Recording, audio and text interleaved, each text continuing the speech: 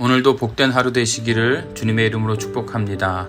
말레이시아 드림 한인교회 이신걸 목사입니다. 오늘 이 새벽에 우리 함께 기도하고 함께 찬양하고 함께 하나님의 은혜로 가득한 시간이 되시기를 간절히 원합니다. 갈라디아서 4장 21절에서 31절 두 가지 언약이라는 제목으로 은혜를 나눕니다.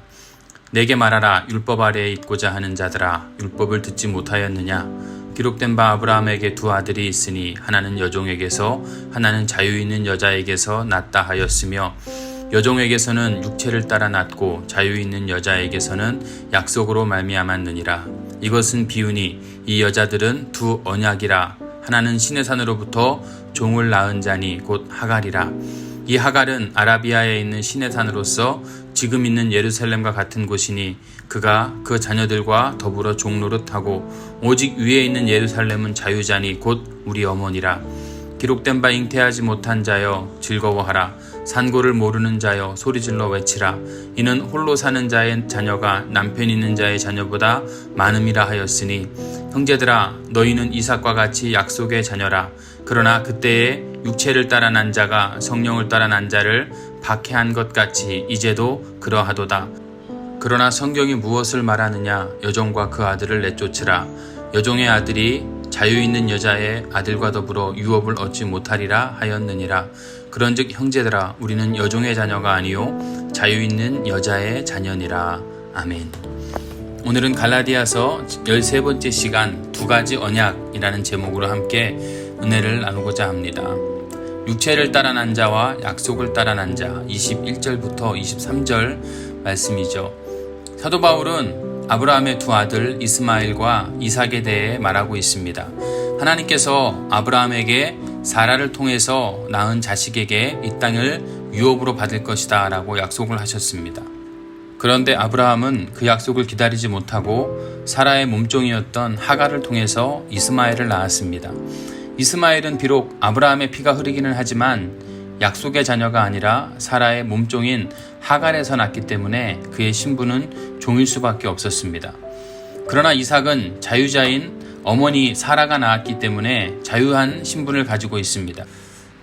아브라함과 하갈 사이에 육체를 따라 자연적인 관계에서 이스마엘이 태어났습니다. 그래서 이스마엘도 아브라함의 피가 흐르기는 합니다. 그런데 이삭은 자연적인 방법으로 태어날 수 없는 초자연적인 방법으로 태어납니다. 이삭을 낳을 때 사라의 나이는 90살 할머니였습니다. 더 이상 자녀를 생산할 수 있는 기능이 없습니다. 그럼에도 불구하고 하나님께서는 주시겠다고 약속하셨고 그 약속을 믿음으로 말미암아 얻은 자식이 이삭입니다. 약속으로 태어난 자만이 약속의 자녀가 되듯이 그리스도인 역시 성령의 역사로 태어났습니다. 디도서 3장 5절에 보면 우리를 구원하시되 우리의 행한 바 의로운 행위로 말미암지 아니하고 오직 그의 긍휼하심을 쫓아 중생의 씻음과 성령의 새롭게 하심으로 하셨나니. 성도들은 혈육을 따라 자연인으로 태어났지만 하나님의 약속인 성령의 역사로 거듭난 사람들입니다. 그래서 고린도후서 5장 17절 말씀에 그런즉 누구든지 그리스도 안에 있으면 새로운 피조물이다 라고 말씀하고 있습니다. 이는 성령으로 거듭나지 않은 자는 하나님의 나라를 유업으로 받을 수 없음을 보여주는 것입니다. 24절부터 26절까지 말씀을 보면 이스마엘과 이삭 이야기는 하나님께서 주신 두 가지의 의미가 있습니다. 하나는 하나님께서 모세에게 시내산에서 율법을 주시고 그 율법에 복종하는 길, 그리고 이 길은 마치 하갈이 낳은 이스마엘과 같습니다. 이스마엘이 아브라함의 자식이라 할지라도 약속으로 유업을 받지 못하는 것처럼 율법은 구원의 언약이 아니라 백성들이 지켜야 할 삶의 규범으로 주신 것입니다. 그러나 그 율법을 지킬 수 있는 사람이 없습니다. 그러나 하나님께서 아브라함에게는 믿음으로 유업을 얻게 하셨습니다. 여기에는 인간의 행위가 아니라 믿음만 있으면 되는 겁니다. 우리가 그리스도인이라면 우리는 이스마엘과 같은 자녀가 아니라 이삭과 같은 자녀입니다. 우리가 아브라함의 후손이 된 것은 육적으로 된 것이 아니라 영적으로 된 것입니다. 요한복음 1장 12절 13절에 보면 영접하는 자 곧 그 이름을 믿는 자에게는 하나님의 자녀가 되는 권세를 주셨으니 이는 혈통으로나 육정으로나 사람의 뜻으로 나지 아니하고 오직 하나님께로 난 자들이니라. 이렇게 말씀하고 있습니다.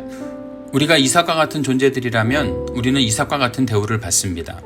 이삭이 이복형인 이스마엘에게 받았던 대우는 이삭을 놀리고 희롱하였습니다.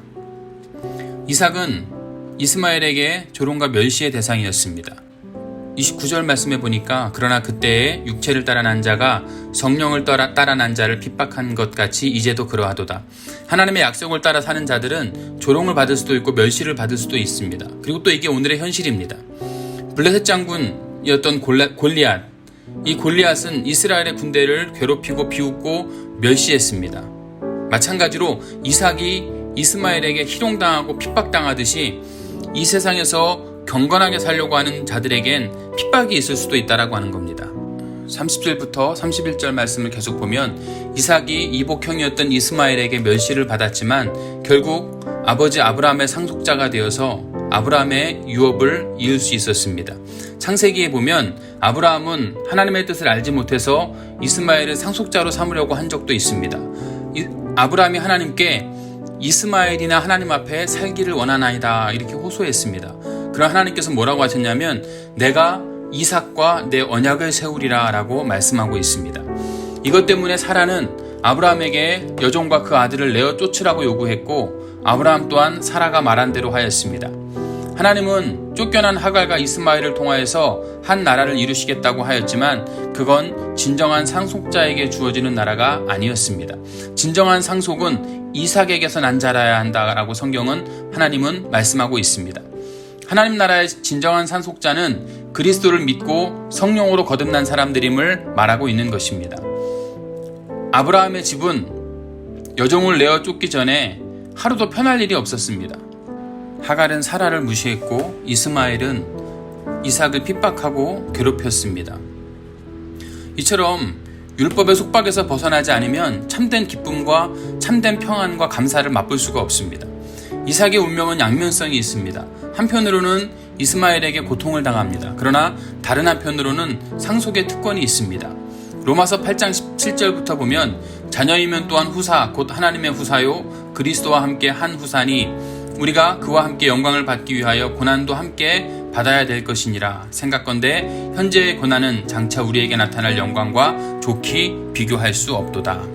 우리가 이 세상에서 때로는 멸시를 당할 때도 있고 경매를 당할 때도 있고 무시를 당할 수도 있습니다. 그러나 하나님의 나라를 유업으로 받은 하나님의 자녀임을 기억하십시오. 이 사실을 믿고 늘 감사하는 여러분 되시기를 우리 주님의 이름으로 축복합니다. 함께 말씀을 나누는 우리 성도 여러분, 우리는 상속자입니다. 어쩌면 세상에서 고통을 당할 수도 있고 멸시를 당할 때도 있고 여러분 뜻대로 안 되는 것 같아서 답답할 때도 있지만 우리는 상속자임을 기억하십시오. 그리고 하나님의 은혜를 오늘도 사모하는 우리 모두가 되시기를 축복합니다. 함께 기도합니다. 오늘 주신 말씀을 잘 생각하면서 나는 이제 상속자다. 하나님 나라를 상속받을 상속자다라고 하는 그런 마음으로 감사하며 기도하시기 원하고요. 드림교회 부흥과 성전 이전을 위해서 기도합니다. 하나님의 뜻을 구하십시오. 하나님의 뜻이 무엇인지를 구하는 시간이 되기 원하고요. 코로나 바이러스가 해결되기 원합니다. 계속 더 확진자가 늘어나고 있습니다. 이동 통제가 강화되었고 삶이 더 어려워졌습니다. 예배 인원도 3명으로 제한되었습니다. 여러분 예배를 위해서도 우리가 뜨겁게 기도해야 합니다. 담임 목사를 위해서 여러분 기도합니다. 비자 문제와 재정 문제와 수술하신 아버지 회복 문제, 이 세상적인 어떠한 걱정도 없이 하나님 앞에 목양일념하고 사명 감당하는 종이 되게 해달라고 담임 목사를 위해서 기도해 주시고요. 우리의 선교지를 위해서 함께 기도하고요. 우리 성도님들 각자 가정의 이름 불러가면서 우리가 함께 중보하며 기도하고 여러분 각자 기도 제목을 힘써 하나님께 기도합니다. 하나님께서 오늘도 이 아침에 우리의 기도를 들으시고 응답하여 주실 줄로 믿습니다.